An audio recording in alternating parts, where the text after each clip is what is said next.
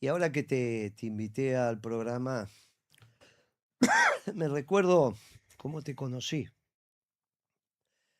Yo estaba en la sede del partido, Esmeralda y Tucumán, en un Sí, subsuelo. Nos daba la plata para alquilar un subsuelo. Son 200 metros, pero estuvimos muy cómodos. La verdad que ahí tiene su fueron, mística ese lugar. sí, son momentos muy gratos. Y viene mi secretaria y me dice, hay un señor de San Luis que te quiere conocer, qué sé yo. Y justo tenía un hueco. Y me dijiste, mira, te escucho, coincido. Soy médico, soy cardiólogo, no preciso nada. Tengo mi casa, tengo mi auto, tengo mi trabajo, tengo mi clínica, tengo... ¿De dónde sos? Villa Mercedes, San Luis. Y entonces quiero devolver lo que el pueblo me dio. Exacto. Soy un laburante, me permitió ser médico, viajar por el mundo, aprender, estudiar, vivir. Vivo bien, vivo en Villa Mercedes, vivo bien, no preciso nada. Preciso devolver. Y te escuché y creo que acá puedo extender las alas para devolver todo lo que quiero. Hace muchos años de esto. Sí, No, no tanto como, pero sí, pero hace algunos años. hace algunos años, ¿verdad? Te digo, mirá que la política es dura, amigo, es dura. Bueno, esto lo tengo claro. Y ahí empezamos. Hablamos con los compañeros de San Luis Capital, de otros distritos, de San Luis. Nos empezamos a conocer.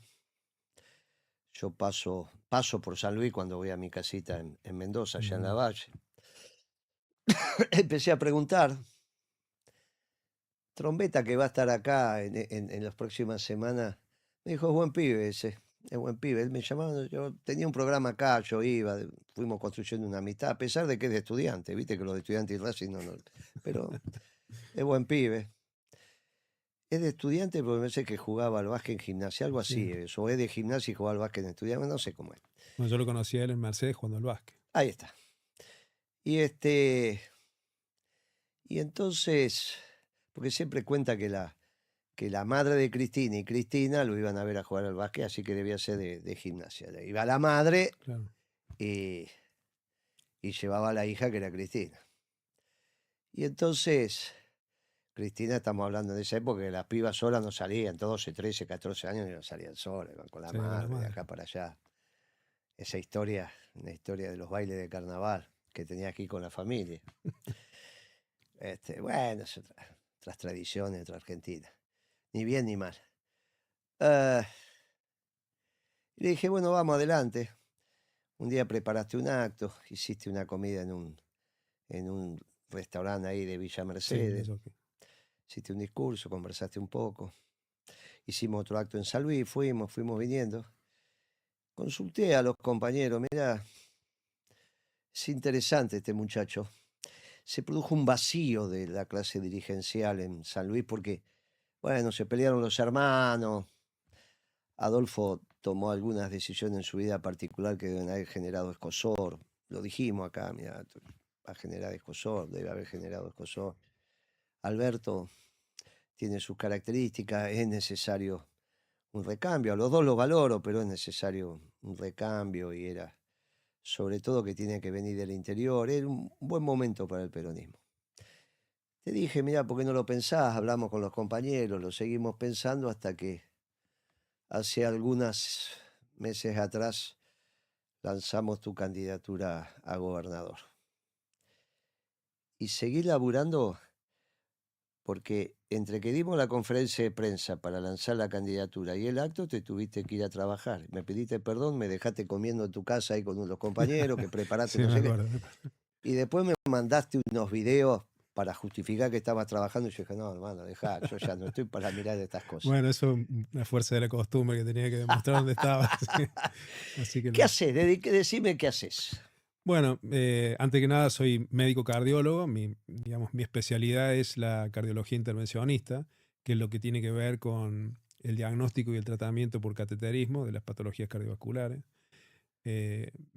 Valga una acotación, en este último mes, no te diré que se triplicó, pero casi se duplicó el trabajo Quizá tenga que ver con esta cuestión de venida del mundial pero bueno, me dedico a eso, destapo arterias para hacerlo un poco más comprensivo y práctico. Y me formé acá en Buenos Aires, en el Vos Instituto. sabés que los compañeros me decían, pero ¿qué es lo que hace? A mí me parece que hace un trabajo ferretero, le digo, nada más que de más precisión. Me parece que en vez de pasar la cinta que destapa es algo parecido, pero me Sí, parece que con un poquito más de precisión. sí, Ah, interesante. eso hace, que hace un trabajo. Es interesante, sí, sí. Bueno, es una especialidad que tiene que ver un poco con tomar decisiones. Esas decisiones también implican vértigo para la persona que lo toma porque implica riesgo de vida. Generalmente se da en personas que tienen problemas en donde uno tiene que decidir cómo seguir, obviamente con el consentimiento, ¿no? De qué es lo mejor. Así que, bueno, y eso es lo que he hecho durante 26 años, que es desde que me fui de acá. Yo me formé en el Instituto Sacré-Cœur, que estaba acá en Paraguay, entre Sánchez de Bustamante y Gallo. Fue un instituto muy conocido en su momento, ahora cerró, lamentablemente. Cerró hace bastante, ¿no?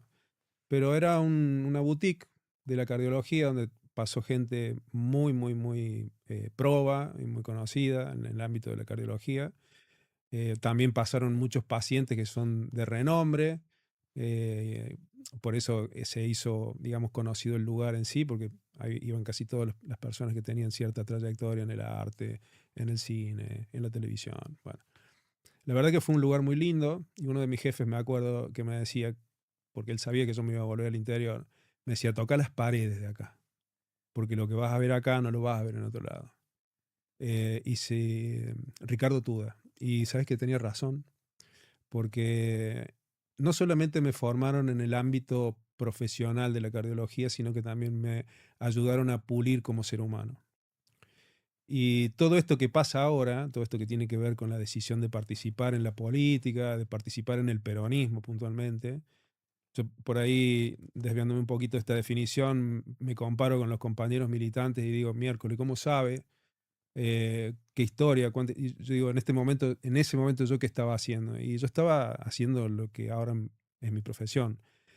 Pero cuánto en común tenemos con ese pensamiento, ¿no? Pensamiento peronista, con la doctrina que después leí y entendí. Así que creo que es la mejor decisión que tomé a esta altura de mi vida, en donde siento que para la parte profesional estoy en los últimos años. No digo que estoy viejo, pero que digo, en este momento un cardiólogo intervencionista a los 60, 70 años ya tiene que empezar a pensar en retirarse, pero intelectualmente me siento y físicamente me siento en las condiciones de tomar este desafío y esta responsabilidad que es conducir una provincia. Vos sabés que vas a seguir siendo médico. Obviamente lo tuyo hasta es más finito, más delicado que un cirujano. Entonces la vida va definiendo momentos, así como Messi se tiene que retirar a los 39, 40, 41, no va a seguir jugando hasta los 60. Está bien, hay un momento en que vas decidiendo colgar los botines. También hay un momento en las profesiones que te terminás de formar. eh, Cuando empezás a estudiar otras cosas. Vos te formaste como profesional y eso obviamente debes ser uno de los mejores, porque cuando tu nombre empezó a circular, que, pero este es médico, cardiólogo, no, pero este es un capo, este sabe, te entiende, entra a profesión. Después de los 50 empezás a leer otras cosas. De verdad. Hasta los 25 estudiás Derecho. De los 25 a los 50 te llenás de libros de Derecho. Después de los 50 tenés que empezar a estudiar lógica, filosofía del derecho, teología. No digo que van a estudiar matemática, porque poner un abogado a estudiar matemática es un... Pero en el caso de los economistas es lo mismo, y a partir de los 50 empezás a leer física, lógica, matemáticas. Y si no sabes lógica, física, para saber lógica tenés que saber física, tenés que meterte en la filosofía. No sabes economía. Después te empezás a dar cuenta que no sabes economía. Cuando uno Ve los reportajes de los pibes que obviamente tienen tienen que salir a la cancha y jugar y decir, pero hablan con esa aparente sabiduría. Lo que hablan es con información. La sabiduría después de los 50, después que leíste. Y vos estás en una etapa bien interesante donde te empezás a formar para la vida pública. Pero venís con un tema que es extraordinario, porque no te planteas ser legislador, te planteas ser del Poder Ejecutivo provincial, el Claro, que toma decisiones. claro. Un día Alberto Fernández, vas a entender perfectamente, en el discurso del 1 de marzo, cuando abre las sesiones del 2020, 2020. dice, yo no hice un gabinete de CEOs, lo cual era falso. Macri no tenía un gabinete de CEOs, tenía un gabinete de vagos. Si fueran CEOs, laburan todo el día. Pero yo hice un gabinete de científicos. Y yo me agarré la cabeza y dije, este pibe no sabe ni qué es el Poder Ejecutivo, ni sabe lo que son los científicos. Porque si hay algo que no podés tener es el método científico para la toma de decisiones del Poder Ejecutivo. Claro, Tenés que decidir ahí. claro. Estás ahí con el tipo. La mujer tenés que decidir. Exacto. Y entonces eso es muy importante. Él tenía llegué al gobierno y obviamente era muy difícil hacer reuniones porque entraba un grupo de piqueteros, salía, no había reuniones ni de gabinete ni nada. Y había mucho teléfono. Y entonces ibas en el auto, tenías que tener un chofer, y el primer chofer que tuve son esos que paraban en todos los semáforos, eso sí, pero no que paraban, ¿viste? Ya si vos estabas arrancando y ya se ponía, el tipo calculaba y se ponía amarilla, frenaba, vos decís, "Uy, con este no llego más a ningún lado". Me duró un día. Y entonces al otro día me viene uno canchero y me dice, me dijeron que usted quiere un chofer nervioso. Sí, le digo. Bueno, le aviso que... Digo, me gusta tu estilo, pibe. Imagínate que yo era secretario de Estado y viene un pibe que hoy Claro. tendrá 40 y pico de años, ¿viste? Pero cuando me subí al auto, mire que soy nervioso, era el mejor chofer de él. Y un día me vio manejar a mí. Me dice, usted obviamente no es un chofer profesional, pero ¿sabe qué tiene? Que no duda. Eso es fundamental. Claro, no duda. Eso es fundamental. Y el problema de manejar en el Poder Ejecutivo, no tenés que dudar cuando tomás la decisión. Después tenés que escuchar, pero tenés que tomar la decisión. Y vos ya estás acostumbrado a tomar decisiones. Eso es una ventaja.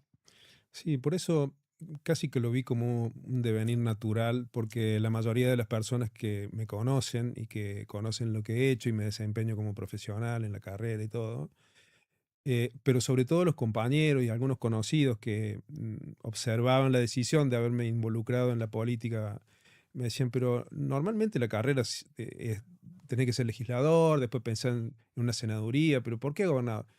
Porque desde este lugar es donde uno puede torcer los destinos de algo que viene torcido.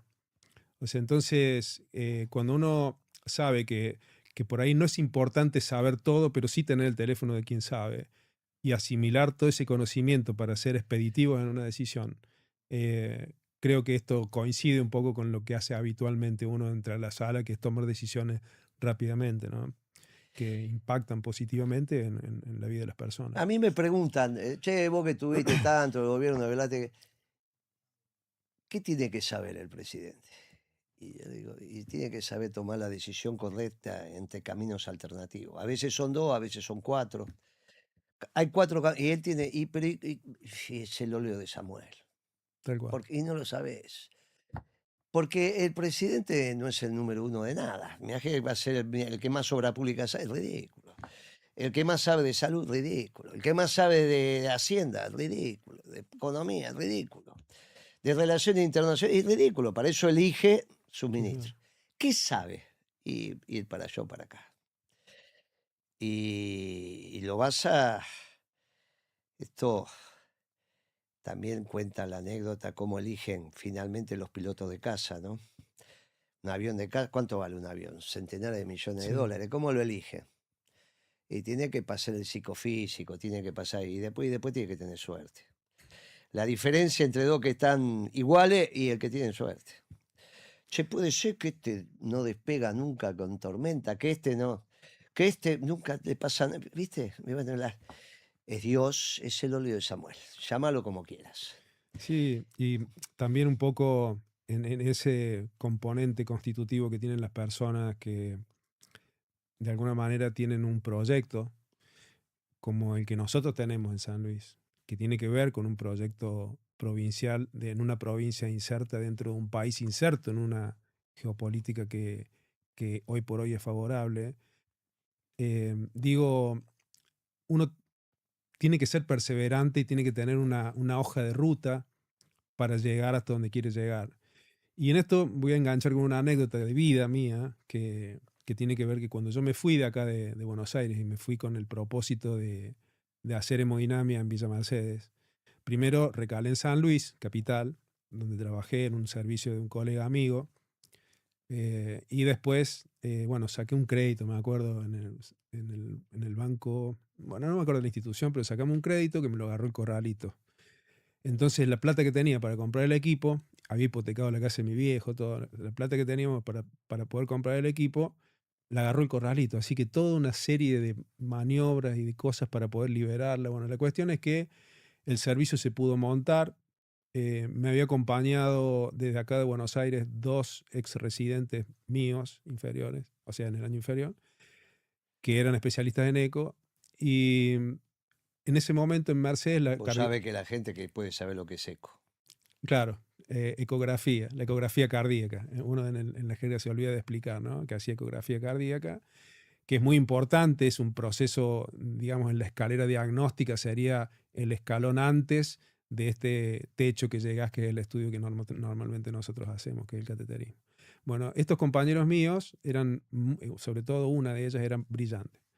Bueno, el tema es que la cardiología en ese momento estaba polarizada en otra institución, que era la competencia. O sea, el que había llegado tarde era yo. Yo me había erigido en la competencia de él.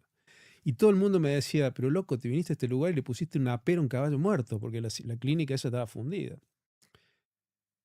Y fundida en el sentido de que, bueno, había perdido todos los activos y a fuerza de trabajo, de perseverancia, pasé momentos muy difíciles en mi vida, mi familia me acompañó en ese momento, pero yo me acuerdo que salía del consultorio y no había nadie sentado en la sala de espera. Y nosotros habíamos puesto todo ahí. Y lo importante es no bajar los brazos, no bajar los brazos y la perseverancia de saber de que lo que uno hace o lo que uno está decidido a hacer lo va a llevar a buen puerto. Y así fue lo que pasó, que después al cabo de un tiempo, de unos años, de respirar con la pajita así afuera del agua, eh, tuvimos la suerte de empezar a poder trabajar, a poder demostrar lo que sabíamos, a poder demostrar lo que hacíamos para lo que era la cardiología en ese momento, la innovación. Así que no fue bien. Y hoy por hoy, bueno, somos una institución de referencia en ese aspecto. Así que, y en esto que veníamos hablando de cuando llega el momento de la vida que uno tiene que tomar la decisión, de decir, sigo con esto o aprovecho para mirar la política como una herramienta para devolver a la sociedad lo que uno eh, recibió, es que me di cuenta que hay que tomar decisiones sobre lo que provoca la enfermedad cardiovascular o las enfermedades que nos afectan a nosotros. Hay un dato que es muy importante y que quisiera destacarlo, que recién lo comenté en off. Cuando nosotros hace 20 días que estamos con el cielo nublado en Mercedes. Y todo esto tiene que ver también un poco con lo que pasó, el resultado del partido de Argentina y cómo quedó todo el país afectado emocionalmente con esto. Nosotros tenemos una relación casi, diría, necesaria con el sol. Y hace 20 días que en Mercedes, y creo que también en Buenos Aires pasa algo parecido con esto del niño, que no estamos viendo el sol. Y el sol tiene, en una interacción con la piel, la función de fabricar vitamina D. Y la vitamina D tiene un fuerte efecto a nivel del hipocampo, a nivel del sistema, digamos, de neurotransmisores, y son los que ayudan a producir la hormona de oxitocina de dopamina, que son los que esas sensaciones de optimismo, digamos, de, bueno, qué sé yo, de bienestar, O sea que el sol y la marcha son las que generan, la marcha peronista, claro, son las que generan la dopamina. Mirá vos. Pero claro, claro, en Mercedes lo que hay que hacer cuando está nublado es salir del camión con la marcha y ahí le damos. claro, ahí que aumente la claro. adrenalina. Y donde quería llegar con esto es que, digamos, uno puede comprobar en estas situaciones la resiliencia del pueblo argentino. Uno por ahí se pregunta o se cuestiona o analiza esta cuestión del resultado de Argentina y todo, pero yo lo que veo es la oportunidad enorme que tiene hoy por hoy la Argentina de darse cuenta de que este efecto que logró el resultado y la selección primero y el resultado después, de que nosotros estamos unidos, de que tenemos que estar de esa manera mancomunados para poder cambiar cosas. Es decir, es una fuerza muy, muy grande, muy, muy imponente lo que uno percibe en la gente, ¿no? En la necesidad de cambiar esto positivamente. Es muy interesante porque la conversación está yendo a las antípodas de lo que plantearía el gobierno nacional. Estamos hablando de comunidad, de patria, de familia, también del individuo, pero interactuando socialmente, en un conjunto que integra al individuo, pero que el conjunto supera al individuo como particularidad. Y es muy interesante viniendo de un médico, porque yo conocí médicos sanitaristas que se dedican a la política y hasta es un paso lógico, porque tu profesión la definiste desde el agregado. Pero alguien tan particular y tan específico, ¿no? Donde vos decís, mirá, soy médico cardiólogo, pero quiero devolverle al pueblo argentino lo que me dio y sobre todo quiero evitar sufrimientos, Claro, porque esto es lo que te lleva. Vos lo dijiste en el discurso, a mí me impactó mucho. En el discurso con cuando hiciste la presentación, dijiste, quiero resolver los problemas que tiene el pueblo de San Luis. Y no hablaste de dádivas, hablaste de generar trabajo. claro. Hablaste de cómo te ganarás el pan con el sudor de tu frente. Esto es muy importante. Pues es que lo de la selección fue fantástico y fue fantástico el trapo que desplegó, ¿no? Trajo toda esta campaña y este es el aparato de inteligencia inglés. Los ingleses son los dueños de las palabras. Ellos inventaron la leyenda negra sobre los españoles y la leyenda negra en muchos otros lugares. Tienen esa capacidad, pero nosotros le cantamos piedra libre. Mientras se habla de la decadencia del imperio inglés, nosotros poniendo nosotros. Los muchachos poniendo el trapo con Malvinas en Argentina obligó a que se preguntaran qué era Malvinas. 2.600, 2.800 millones de habitantes viendo ese partido. 5.000 la final, así que está bien. Claro. Se Y preguntaron qué era sí, Malvinas. cuando entraron a buscar vieron todos los territorios de ultramar de los británicos, definiendo británicos el Reino Unido, o sea, tanto Irlanda, Escocia, Gales e Sí, Inglaterra. Y también descubrieron los territorios que tiene el rey, que son posesión de él. Esos no tienen representantes en el Parlamento. Todos los demás sí, esos no. Esos no tienen. Es muy interesante, porque aparece ahí el imperio británico que se esconde, pero que está. Y cuando le cantás piedra libre, los tipos salieron se sintieron, sintieron sí, tocado y salieron a despreciar y a desprestigiar. Y durante un día lo consiguieron. Hasta que dijimos, miren que atrás de esto están los ingleses. Atrás del New York Times de Estados Unidos están los ingleses. Y armaste todo el esquema de los medios, actores, esto, y todos progres. Todos progres. Todos la socialdemocracia que tanto daño hizo en el radicalismo y tanto daño está haciendo en el peronismo. Al radicalismo lo está llevando al nivel de extinción y al claro. peronismo no porque salieron los anticuerpos. Pero Eso es lo que valoro, Guillermo, y esto no es demagogia, pero lo valoro muchísimo porque nosotros en la jerga de los compañeros, cuando militamos, decimos el pajarito llamador, no te cansaste nunca de hablar de eso, de diferenciar con intención de formar o por lo menos de generar la inquietud de que la gente pueda discriminar qué es peronismo, qué es progresismo, qué es socialdemocracia.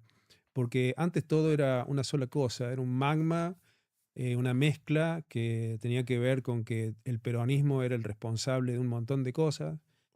Y este blanco sobre negro de lo que es el peronismo doctrinario y de lo que es el progresismo pudo diferenciar lo que fue una verdadera gestión exitosa con relación a lo que hemos vivido estos últimos años, ¿no? Que tiene que ver con esto, con el progresismo. Y es lo que cuesta, pero que lo estamos logrando. Yo noto que lo estamos logrando. Hay gente que cada vez se interesa más en lo que decimos. Y esto ha sido, y debo reconocerlo, y por eso fue una de las razones por la cual decidí eh, participar con vos en esto, porque veía que, bueno, que íbamos por el camino correcto, que vamos por el camino correcto. Vos sabés que para ser candidato a gobernador hay dos caminos que tenemos que seguir. Tenés que seguir. Va a ser el único candidato a gobernador que va a tener principios y valores del partido que tengo el honor de conducir, de presidir. El único, ¿no? El peronismo se va ordenando, bueno, van ordenando los Sí, mejores cuadros, en donde tenemos el cuadro en condiciones de poder ofertarle a la causa a un candidato. Después si vas a ser el candidato, si ganó, eso ya lo veremos, pero porque la política tiene estas cosas, un día ganamos, otro día, sí, sí, pero todo principio y valores te va a acompañar, pero necesita conocerte. Entonces, esto que estamos haciendo es el camino de vuelta a San Luis, no el de ida. Porque el candidato a gobernador también tiene que ser el candidato natural que el pueblo peronista diga, en San Luis es Pastor. Después lo tienen que decir lo que votan en San Luis, porque no te claro. votan los formoseños, no te votan No, los tal cual. compañeros. Pero vos sabés que lo importante que es para Infran que vos digas Formosa y digas Infran. ¿Sabés lo importante que es para los compañeros cuando vos naturalmente colocás a alguien en el territorio? Y eso tiene una ventaja fantástica. Por eso este programa se ve, lo vas a ver, hay Sí, compañeros viéndolo en Suiza, allá, acá, porque hay como 500, 600, 400, que siempre están conectados del mundo, porque se multiplican con la familia y quieren conocer. Pero también es cierto que se hable de vos en los bares de la capital o de la provincia. En el caso del Adolfo especialmente, del Adolfo se hablaba en la ferretería. Yo en ese momento, bueno, claro, le vendía mayores ferreterías, estoy hablando de la década de los 90. Vos sabés que tengo ese negocio y le claro. vendía. Y había muchachos ferreteros que me decían, "Me voy a ir de vacaciones, no voy a Merlo, me voy allá, y porque quiero ver esa historia de San Luis. Dicen que es distinta. Quiero ver, mucho de lo que le pasó al Adolfo se construyó fuera de San Luis. Después tuvieron el problema de que estuvieron peleados con los gobiernos, no Sí, sé por qué, bueno, se pasaron otras cosas. No existe el proyecto provincial sin prescindido de la articulación. nación. Es porque es que la Argentina existe, no existe. Yo esto lo charlo con los muchachos de Córdoba, no sé qué es el cordobesismo, ¿no? Si el cordobesismo no se ocupa de la matanza, no se ocupa de 2,5 millones de personas, es ridículo esto. Claro. Vos por eso tenés la especificidad, es la mirada, vos tenés que tener tu terruño con una mirada nacional, es la mirada nacional desde el terruño. Podemos contarle a San Luis, a los de San Luis, qué vamos a hacer con la provincia. Pero ahí tenemos un montón de programas en San Luis, Sí, que sí. ya lo vas a Sí. contar. Esto, de alguna manera, con la gente que uno interactúa, también que tienen que ver con el movimiento que viene generando esta etapa de casi final del gobierno actual, bueno, hay toda una turbulencia, hay un movimiento político que se da, entonces uno se acerca y charla con dirigentes de otros espacios y cuestionan mucho como si el candidato impuesto fuese precisamente así, impuesto, y no es así. En realidad no hay nada más consensuado mi candidatura que con los compañeros y con la militancia. Es decir, que lo importante no es el hombre, lo importante es el proyecto. ¿Quién lo representa mejor o quién tiene? Bueno, me tocó ser a mí, pero desde la humildad siempre digo, si hay alguien que sea mejor, va a ser mejor. Pero quien entiende cómo queremos nosotros transformar la realidad de San Luis, es alguien que es de San Luis. O sea, no es que viene impuesto por alguien. Entonces, lo que sí por ahí pongo mucho énfasis en determinar que San Luis tiene que estar alineado al proyecto nacional, porque si no pasa lo que le está pasando al gobernador ahora. El gobernador actual es un muchacho que se esfuerza por hacer algunos cambios que tengan que ver, por ejemplo, una ley que envió al Poder Legislativo, a diputados, que es el RIPE, que es un tipo de promoción industrial, pero vinculado a un estímulo para las empresas, para que empleen digamos, el recurso humano que está en el plan de inclusión que tiene que ver esto con un poco el modelo de lo que quieren imponer la renta básica, la renta universal. Pero bueno, este plan de inclusión como condición sería que incorporen a esta gente al trabajo que quieren generar con este RIPE. Pero son medidas interesantes, porque son medidas que van en el sentido de aumentar la producción. Pero el tema es que a nivel, el escenario nacional está en las antípodas. El modelo nacional está en las antípodas, porque es un modelo especulativo y porque es un modelo netamente exportador. O sea, todo lo que deja de consumir la gente y que deja de poder pagar, le conviene a ellos porque pueden exportar más. Entonces ese modelo deja fuera un montón de gente. Bueno, es lo que se viene diciendo, lo que vos venís diciendo hace un montón de tiempo.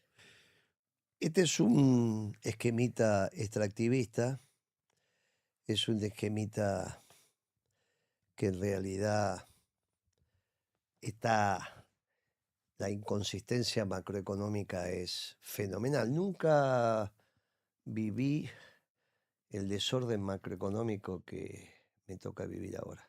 Mirá que pasé Malvinas, 82, después el 89 con Alfonsín, después el 2001, 2002 con la Alianza, 2001, fin del 2001. Ah, mirá que pasamos Macri cuando tuvo que volver a endeudarse. Pero el desorden macroeconómico que hay ahora, claro, dice, no, pero no se nota. Sí, se nota en los negocios, se nota en el desastre que hay en la economía urbana. Y hoy me mandaron, no querés saber lo que está pasando en una zona, le tenés que preguntar a los vendedores, ¿viste lo que van a vender? Y hoy me llamó un colega. Yo tengo un mayoreo más de ferretería hogareña, Ujú. lo que vos consumís que son la mayoría de ferreterías son hogareñas. Pero tenés las ferreterías Claro, industriales también, que claro. ya son proveedoras de la industria, que buscan cosas. Y entonces es más un vendedor de ferretería industrial, el que le va a vender a... Y el dueño del mayoreo, del distribuidor, me llama, me dice, mira, te voy a mandar el mensaje de mi vendedor allá en Neuquén. Y la verdad que lo escucho con atención. Le dice con ese don tal, el nombre del tipo, mire, se están vendiendo motores de Peugeot 208 0 kilómetros a 900.000 pesos masiva. Motor completo, sin los periféricos, pero completo. Bueno, imagínate de dónde. Esos motores sirven para mover cualquier cosa, así que con 900.000 pesos un motor Claro. es una cosa ridícula, 0 kilómetros. ¿Cómo quiere que vendamos máquinas? Hasta en vaca muerta, dice, tienen que hacerse análisis de sangre, los muchachos se lo hacen para ver cómo si llegan en condiciones. Eh, Me lo habían dicho en La Rioja también los muchachos de la construcción. Claro, es vivir el presente y no saber cómo seguís. En la economía extractivista siempre es presente, porque eso se termina. No hay sustentabilidad, se termina. Claro. En el norte de Santa Cruz está pasando esto. Los muchachos van, sacaron el petróleo, se acaban los pozos y ahora ¿qué hacemos? Eh, Esto te va llevando a proyectos de vida muy complicados. Después dice, y salvo eso, en el resto de Neuquén estamos complicados, porque los precios se arman para lo que ganan los petroleros, que logran pasar el pasa no pasa, pero no todos ganan lo que ganan los petroleros. Esto de no entender el sistema como tal lleva a que a veces pensemos que los proyectos localistas pueden en realidad articularse con otros localistas y definir el todo. Y eso es no entender el concepto cristiano de que el todo es superior a las partes. En realidad, si vos no tenés una mirada nacional, solo los proyectos locales son partidos vecinalistas con más plata. Un partido vecinalista por ahí tiene la lógica, bueno, voy a construir San Fernando mejor, bueno, está perfecto, que yo hacerlo. Pero siempre es preferible un intendente que entienda la provincia, se va a articular más fácil, y un gobernador que entienda la nación. Para eso la tiene que pensar. Claro. Sí, Y uno tiene esta, también, perdón, uno también tiene que visualizar la mirada que tienen los que antes tomaron decisiones con respecto a cómo opinan o cómo ven este nacionalismo actual y cómo, porque ellos lo que dicen, está bien, pero con respecto a los subsidios, ¿por qué nosotros tenemos que pagar en el interior más de lo que pagan en capital? La luz, el gas, subsidios a los servicios. En un principio era lógico porque acá en Buenos Aires se concentraba la mayor producción, casi un tercio de la producción se producía acá en Buenos Aires. Entonces, hoy por hoy lo que nosotros tratamos de trasladar a San Luis, o cuál es nuestro plan de trasladar a San Luis, es que nosotros podamos tener un costo de producción en el gobierno nuestro digo, un costo de producción que no ponga en desventaja el que trabaja en San Luis con respecto al que trabaja en Buenos Aires. Entonces, eso de alguna manera es lo que hace que los que tomaban decisiones antes tengan esa tendencia a hacer sanluisismo o de cerrar la provincia a la realidad nacional. Es decir, como que no era muy participativo San Luis dentro de lo que era el escenario nacional. vos sabés que yo creo que tiene que haber una tarifa media de flete al margen de donde sea el flete, no que sí, tiene que haber una tarifa. Y también tiene que haber una tarifa plana para la electricidad, para que eso no sea.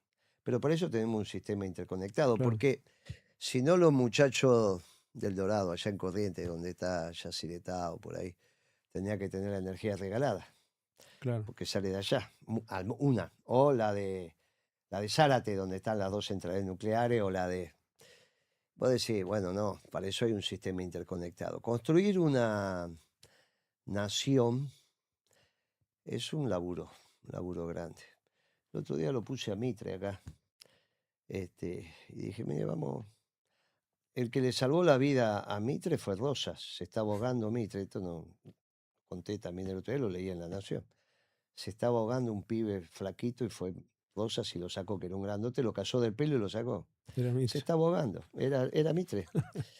Y el que estaba leyendo recostado en un árbol era Rosa, que sintió los gritos. Fue y lo sacó. Pibe, ¿qué hace acá? No sabe cómo es esto. Tenía 14 años, Mitre. Construir un país es muy complejo. Eh, y lo que le exigimos al presidente es que no se equivoque en la toma de decisiones. Tenemos que elegir el que tenga el óleo de Samuel. Y nunca sabe quién lo tiene. Y en un plano menor es el gobernador, el que después dice, esto, sabe tomar decisiones para su terruño pensando la nación. porque cada provincia tiene sus características, ¿no? Claro, Y cada uno piensa que aporta más que lo que recibe. sí, Porque es como la inflación, ¿viste? Vos vas al supermercado y aumentó el tomate y la lechuga y ya pensás que esa es la inflación. Después te olvidás que el transporte está congelado, que el gas bajó, que el otro no. Entonces claro, es difícil el promedio en tu... Y eso lo tiene que hacer el dirigente. Ahora, tiene que haber un piso de satisfacción que el pueblo tenga. Y lo primero es que el pueblo entienda que el dirigente lo ama, que lo toca, que lo quiere, que lo mira a los ojos, que si se tiene que enfermar por cuidar al pueblo, se va a enfermar y después se curará. Y que el amor del pueblo te levanta los anticuerpos. tal cual, sí. De hecho, es una experiencia vivida el conocer o visitar los lugares periféricos de la provincia, de San Luis, de Villa Mercedes, y ver las condiciones que viven nuestros hermanos. Entonces, eso te afecta, si tenés un componente humanístico dentro de tu interior, afecta mucho. Entonces, esa necesidad de ayudar y de cambiar las cosas se hace cada vez como más necesaria y más obligatoria de tomar esa determinación y hacerlo. Entonces, yo digo, tenemos que reconvertir esto que en una oportunidad pasó con la ley de promoción industrial en la década del 80, en realidad la década del 90, que fue donde tuvo el mayor auge, pero después se fue diluyendo en el tiempo por cuestiones contractuales, de ejecución o de logística, y bueno, empezó a irse, a perderse lo que es la promoción industrial, empezó a perderse el trabajo hasta el punto de llegar. No es que en San Luis haya una desocupación o una tasa de desocupación muy alta, probablemente esté alrededor del 1.7, 1.8%. Lo que pasa es que es la calidad del trabajo, o sea, el tipo de trabajo no formal que integra ese porcentaje que hoy por hoy consideran tasa de empleo. Pero, digamos, de volver el trabajo como ordenador social para que la familia pueda tener, más allá del plato de comida en la mesa, sino su hogar, no una casa, sino el hogar, en donde puedan coexistir y convivir dignamente las personas, eso ordena toda la sociedad y eso hace que cambie la actualidad que vive San Luis. Un proyecto nacional de producción y trabajo tiene que tener el acompañamiento de San Luis. Porque no hay economía extractivista en San Luis, hay de todo trabajo. Sí, Vos podés tener algo de minería, pero sí. no va a vivir San Luis. En realidad lo que hay en San Luis es litio. De hecho, hay estudios que hacen una medición sobre una gran capacidad de extracción de posibilidad de extracción de litio, pero sobre pegmatita. La pegmatita es el litio adherido a la roca, distinto al litio que hay en el norte, que necesita mucho caudal de agua para separar en donde está mezclado. En San Luis necesita otro tipo de trabajo. Es decir, puede ser una fuente de extracción de litio y proporcionar una alternativa, pero no sé si da para una política minera extractivista como el modelo que quieren imponer acá. Pero San Luis es un muestrario de minerales, no es que tenga, son 74.000 kilómetros de superficie, no es una provincia tan grande tampoco. Todo lo que sea trabajo, Villa Mercedes tiene el complejo industrial de San Luis, todo lo que sea trabajo, San Luis tiene que acompañar. Y el gobierno nacional tiene que priorizar la vocación de cada uno de esos pueblos de trabajar y que sus productos se comercialicen. Lo mismo me pasa en Río Grande, en Tierra del Fuego. No va a ser una ciudad turística, es una ciudad de trabajo. Claro. Yo fui a San Luis, perdón, a Tierra del Fuego la última vez. Bueno, fui hace poco, fui muchas veces, pero te quería decir, en el 2001 fui, Me tocó discutir con los muchachos de Tierra del Fuego porque ellos se tenían que hacer cargo de los pobres del Gran Buenos Aires, del Gran Rosario, del Gran Mendoza, del Gran, viste, Córdoba. Claro, eran 80.000 habitantes, tenían 40 y 40. Tolkien ni siquiera era ciudad, eso se hizo Claro. con Menem. No, ya era ciudad. Las primeras veces que fui era un parador. Después Menem la hizo ciudad, ya en ese momento era ciudad. Porque yo era asesor de una institución del movimiento cooperativo a escala global y ahí había muchas cooperativas, vinculado a los finlandeses, porque se parece mucho el terruño de Tierra del Fuego Con a Finlandia. los finlandeses. Y entonces había como hermanamiento de las ciudades, bueno. Y entonces, ¿qué hacemos? No? Que se ocupen los... Y ahí vienen los procesos de disgregación.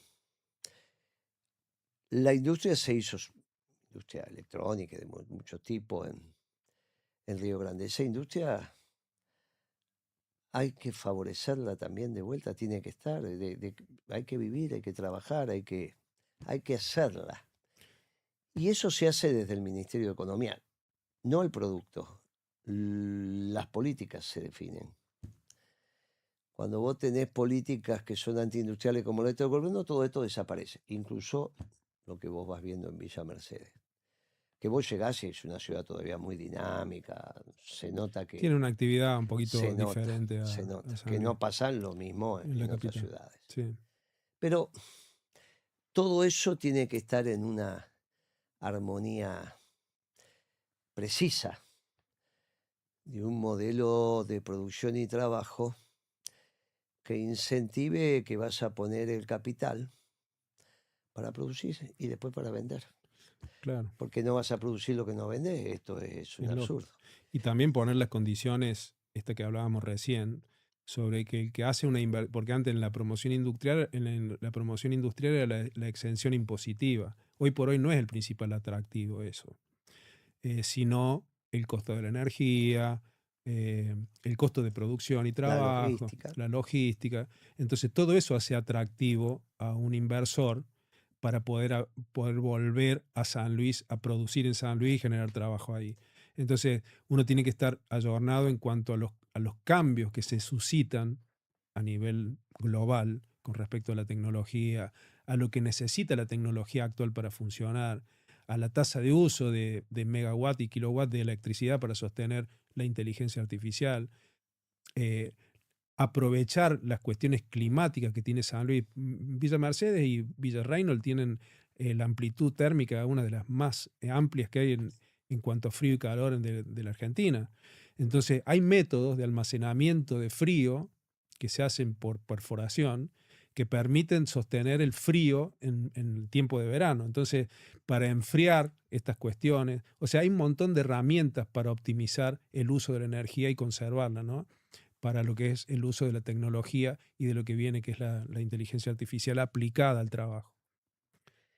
Nosotros tenemos para ofertarle desde el peronismo a San Luis un modelo de producción y trabajo con un hombre que si bien no es nacido, es criado. Ujú. Hace Sí, sí. 20 y pico de años, 30 años que estás allá, ya sos. Sí, mi familia es, o sea, mi familia, a ver, yo nací ocasionalmente en Villa Dolores, pero toda mi familia ha vivido en San Luis. Mi mamá es nacida en un pueblo, diría, fundacional de la provincia, que es El Morro, que, bueno, que es donde siempre cuento, que ahí en la casa de mi ancestro durmió San Martín en en esta gesta cuando conformaba el ejército de los Andes, porque el Morro forma parte del Camino Real que comunicaba Buenos Aires con Mendoza, y en esa oportunidad de ir San Martín a asumir la intendencia de Cuyo, tiene un accidente ahí en el Morro y se tiene que quedar ahí en la casa de mi abuelo, de mi tatarabuelo, sería 3 generaciones para atrás, porque estamos hablando de 1818. Y bueno, hay toda una cuestión ahí de agradecimiento, una carta hacia mi abuelo, un cuchillo curvo que quedó ahí en el... Primero se donó al Museo del Morro, eso después se fue a San Luis. sea, algo hay muy lindo como anécdota. Es decir, tengo raigambre ahí en San Luis, o sea, mi familia es de ahí. Ocasionalmente nací en Córdoba porque mi abuelo se fue después a vivir ahí, pero conozco cada detalle, cada punto de San Luis, cada rincón de la provincia, la conozco. Conozco la gente, conozco cómo piensa, conozco cómo vive. Eso es muy lindo. Vos sabés que cómo vive, a veces veo, están haciendo, repararon, creo que ya la terminaron, una avenida, que es de doble mano, ahí en San Martín, que es la que tomo hace 40 años para mi negocio. Hicieron una obra muy importante. Había que desviarse. Y en uno de estos desvíos, un día para otro, de acuerdo a qué zona estaban, claro, en esta decadencia que hubo se armaron barrios muy, muy, muy populares, sobre viejos depósitos industriales que la gente tomó, subdividió, bueno, no necesariamente los transitachos. Descubrí uno el otro día, las divisiones, que te ampliaciones, ¿no? Pero me emocionó muchísimo porque habían colgado la de frente a frente, 3 cuadritas, para ver el partido y festejar el partido. Vos te das cuenta que la pasan mal ahí. Vos te das cuenta por los frentes, te das Claro. cuenta. Pero dijeron un momento de distracción. Es muy sencillo, tenés que acompañar lo que hace el pueblo. El pueblo siempre quiere trabajar. El pueblo siempre quiere trabajar, quiere formarse, quiere capacitarse. Vos das las herramientas, generás el mecanismo, el pueblo va yendo. Ese es el concepto de comunidad que desarrolla especialmente el Papa en la última encíclica, ¿no? Y cada Mm, tantos párrafos te pone el bien común, el bien común, sí, el bien común. Cuando tenemos un presidente que dijo que el bien común era obra del demonio, el Papa le dice, ay, el bien común y la justicia social, que es la madre de la justicia. ¿Cómo pensamos que va a haber justicia si no hay justicia social? Eso no significa que tenés que procurarlo, tenés que tender a la justicia social. Que no significa que somos todos iguales, significa que tienen oportunidades.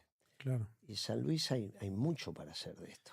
Y sobre todo yo veo la actitud, ¿no? Una gira reciente, en un recorrido reciente que hicimos por uno de los barrios, fuimos a un lugar donde había mucha situación de necesidad, piso de tierra, eh, techo de chapa, paredes de estructura de cemento pero sin aislamiento, es decir, entraba aire y agua por ahí, una mesa de madera de pino con sillas, pero lo que me llamó más la atención, la gente muy pobre en situación de necesidad, lo que me llamó la atención fue un lavarropa funcionando.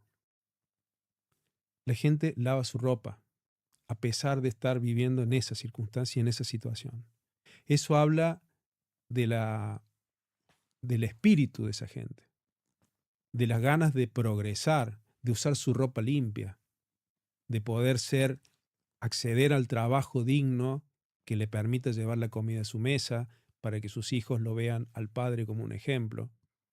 Entonces, yo sé que hay material humano para transformar la Argentina. Tenemos que darle las oportunidades, las oportunidades que yo recibí. O sea, creo que en este caso puedo ser un modelo de movilidad social ascendente y que de alguna forma se retribuya esto o que se tome como modelo para poder estimular esa condición que tiene cada uno de los puntos. Porque en el peronismo hay una sola clase de hombres, decía el general Perón, que son los que trabajan. Y complementaba esto diciendo, el buen gobierno es el que genera trabajo, el sector privado, obviamente, ¿no? Entonces los dos temas te dicen cómo tiene que ser la economía para que generes valor. Es el ABC de esta situación. Siempre está la posibilidad de, con trabajo, generar riqueza. Siempre. Hay que generar las condiciones. Claro, Y eso es un hecho simbiótico entre la nación, la la provincia provincia y y el intendente, claro. el cura, el jefe de policía, el maestro, Lo que los Nehemías empresarios. dice en la encíclica de León Claro, XIV, reconstruir Jerusalén reconstruir o entre construir Babel. todos, entre Exacto, todos. exacto. La comunidad. ¿Quién se va a ocupar de la inteligencia artificial? Y algunos dicen, y el Estado, no es lo que dice el Papa. El Papa dice la comunidad. ¿Quién decide que hay que sacrificar a la madre para salvar al bebé cuanto antes porque la madre va a durar 3 horas más? Que va a venir un juez y lo dice un comité de ética en el sanatorio, en el hospital. Y el médico tiene que decidir qué vida salva, sabiendo que si la deja se mueren los dos y si no, y se persignará y el resto le dice proceda. Con la inteligencia artificial es lo mismo. Tienen que estar estos comités. El directorio de las compañías tiene que ser buena gente. No hay, Sí, si son mala gente, no hay manera. no, Para eso hay que educar buena gente. Y el hombre es bueno y si se lo controla mejor, tiene que haber un comité de ética. ¿Y quiénes los conforman? ¿Los expertos en tecnología? No, muchachos, lo tienen que conformar la comunidad, todos. claro. Y esa es la diferencia entre nosotros y los marxistas. Y entre nosotros y los individualistas anarcocapitalistas como el Como presidente. Milei. Por eso la comunidad como elemento organizador es fundamental. Y ahí se arman comunidades, digo, decir, de repente prosperan, ¿eh? Hay un tema sensible que no sé si hoy lo pudimos ver, lo pudieron ver todos, lo publicó una página de AI, o sea, inteligencia artificial, OpenAI, de un agente que vulnera los medios de seguridad del programa y cumple. La gente es un programa de una computadora que vulnera los canales de control de la inteligencia artificial para cumplir un determinado rol que otro agente le asigna. Otro agente es otro programa. Es decir, esto ha tomado un grado de independencia. Obviamente tiene controles físicos y obviamente virtuales del software. Pero esto ha llegado a un punto en que necesita una guía y un direccionamiento hacia el bien común, porque si no hay control sobre eso, y hoy por hoy fue una manifestación que sorprendió inclusive a los ingenieros y diseñadores del OpenAI para hacer este tipo de declaración y confesarlo, lo leí en Reuters, asustadísimos por este evento, de que es como la película Matrix, o como la película de cuando Skynet toma conciencia de su, de su función. Entonces, digo, la inteligencia artificial tiene que tener esta regulación Esto es de lo alguna manera. primero, quién lo hace. Lo segundo es quién es el propietario. Mm, Todo eso lo toca el Papa. No define, te da el mecanismo para que tomen las decisiones. Vayan y estudien y trabajen en este tema. Y la iglesia, la Santa Iglesia lo hizo el sábado, al menos que yo me haya enterado, fue la primera vez. El obispado de Quilmes hizo una reunión sobre eso. Convocó, nos convocaron, fui con mucho 7 de la mañana, a las 8 y pico estábamos allá en el Cotolengo Don Orione. Después a la hora y pico llegó el gobernador, llegaron intendentes, llegó otros muchachos, después se dividió en comisiones. Es extraordinario porque el Papa asumió la conducción de la batalla cultural que entre otros temas se expresa en esto. Batalla cultural que se viene librando desde hace rato. mm. Ahora hay otro elemento. Y ahora el presidente te la puso en veremos. Ahí te dijo, mire, vamos a ganar esta batalla. Y ya él se dio cuenta que la va perdiendo porque cuando el que conduce la batalla es de una envergadura tal como el Papa, hasta ahora nadie le ganó.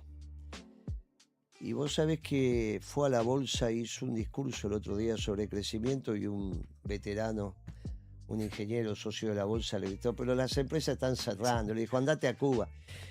Patada mala el presidente. Después fue la seguridad, lo invitó a irse, le dijo, no, yo soy socio de esto, que se Va a vaya ser él. un Nadie se quiso. vitalicio de la Claro. bolsa.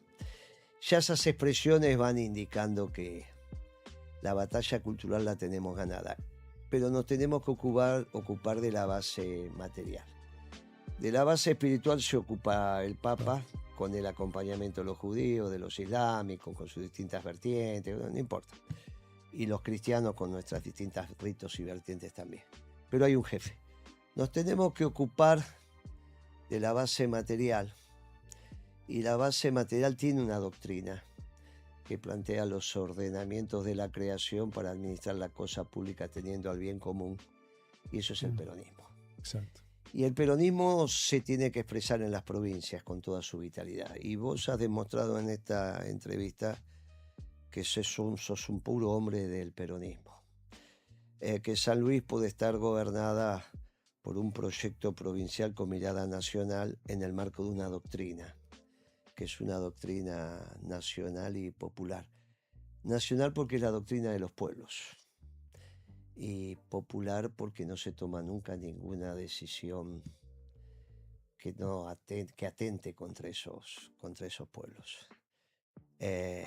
Y eso tiene que ser así. Ninguna disciplina está pergeñada para lastimar al hombre, mucho menos la medicina. Claro. Vos juraste defender la vida y yo juré defender el bienestar material del hombre. Tal cual. Esto de que el hombre sufra. Ni a vos te enseñaron a matar, ni a mí me enseñaron a que el pueblo sufra. Esto lo dejamos para el tango. Primero sufrí, después amar, qué sé yo. El hombre crea las disciplinas para aumentar en grados de felicidad. El problema es que es verdad que a veces el demonio hace lo suyo también en las disciplinas. Y en este caso lo vemos cuando bastardeas el bien común y la justicia social. Hoy era necesario que la Argentina y los compañeros que están en el mundo supieran que hay un candidato peronista para San Luis. Y esto lo has logrado. Yo lo que te quiero manifestar es primero un profundo agradecimiento por el respaldo, por lo que vos ves en mi persona, que está bueno escucharlo. Esto aumenta aún más la responsabilidad porque sé que implica la representación de un movimiento y una doctrina puesta en marcha y al servicio de una provincia dentro de un gobierno nacionalista como el peronismo, como lo que nosotros queremos hacer. Es una responsabilidad que asumí y que bueno, que vamos a llevar adelante. Tengo plena fe, los compañeros tienen plena fe. Che, y este es un compañero del peronismo. Las cosas que vas a hacer en San Luis, las hablas en San Luis, pero vas a venir de vuelta acá a contar algunas de lo que vamos a hacer lo que vas a hacer en San Luis. Y sobre todo a los compañeros de los distritos fronterizos de San Luis, porque tienen mucha expectativa. Porque aparte si vas ahí, después saben que eso se irradia. Así que están muy entusiasmados. Estuve en La Rioja y no sabía el entusiasmo que tenía. Está bien, no está tan cerca, pero están ahí. Dicen, che, así que tenemos un candidato. Y le dije a Quintela, mire que tenemos un muy buen candidato. Che, qué bueno, lo quiero conocer.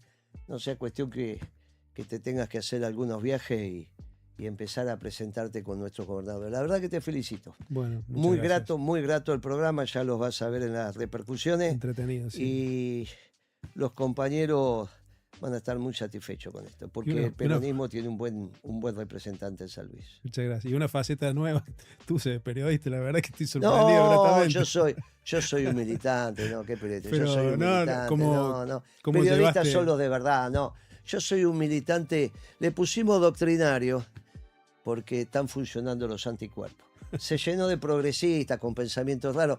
Apareció un funcionario de Kicillof en un reportaje que hicieron en la PAC Urondo explicando que en realidad China viene a preservar el orden de la globalización.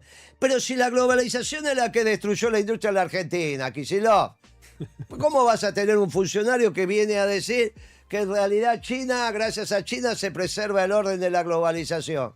Entre globalización y nacionalismo, ¿nosotros qué somos? Nacionalistas. Pero muchacho, Kicillof, pasá el peine fino un poquito, amigo, pasá el peine fino.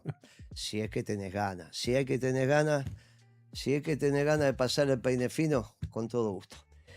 Gracias, amigo, por venir. Nos vemos la próxima. Muy bien. Un gusto.